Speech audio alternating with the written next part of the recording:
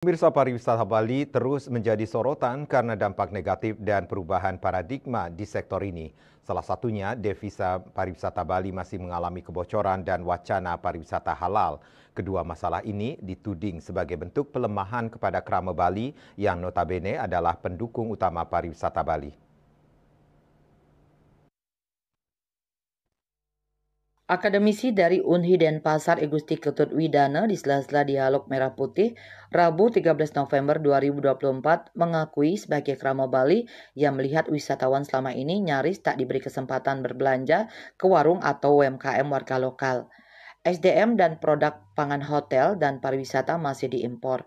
Dia menyebut banyak terjadi kebocoran bidang pariwisata karena selama ini Krama Bali lebih banyak menerima imbas negatif pariwisata daripada menguntungkan budaya Bali. Budaya luhur Krama Bali terdegradasi berkat kemajuan pariwisata Bali. Alam dan alih fungsi lahan untuk akomodasi pariwisata mempercepat kehancuran Bali. Justru sebaliknya, Krama Bali yang ada di kawasan wisata terbebani label pariwisata di mana semua kebutuhan dibeli dengan harga setara turis. Soal pariwisata halal bagi Widana tak usah dikaji lagi, namun ditolak saja.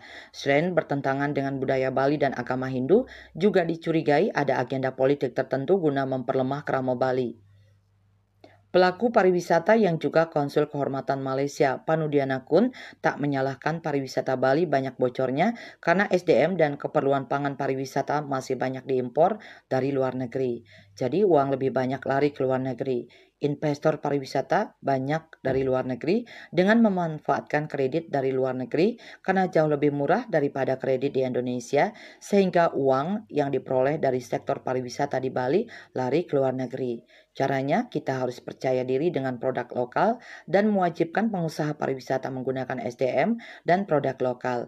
Ia setuju pariwisata untuk Bali, bukan Bali untuk pariwisata, guna memperkuat pendukung budaya Bali yakni Krama Bali, bukan sebaliknya memperlemah Krama Bali dengan label halal yang tak sesuai budaya Bali.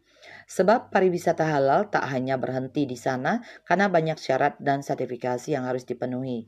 Seperti makanan dengan sumber daging harus dengan cara halal, perempuan dan laki-laki tak boleh dalam satu kolam renang, dan sebagainya. Hal ini akan merepotkan pengusaha pariwisata. Tanpa label halal, Bali terus dikejar wisatawan. Sekretaris PHDI Bali Putu Wirata Dwi Kora setuju pariwisata Bali mestinya diarahkan untuk membangun budaya Bali berkelanjutan dan memperkuat Krama Bali. Bukan sebaliknya, pariwisata Bali kini banyak bocornya dan malah memperlemah Krama Bali. Buktinya banyak pelanggaran kesucian pura dilakukan wisatawan dan akhirnya desa adat yang terbebani mengharmoniskan alam Bali.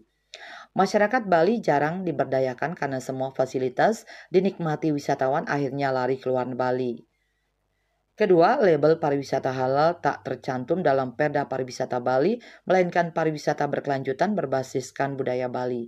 Jika ini dipaksakan, dia menyebut hanya menguntungkan pihak lain, sebab label halal hanya bisa dilakukan kalangan tertentu, bukan oleh Krama Bali.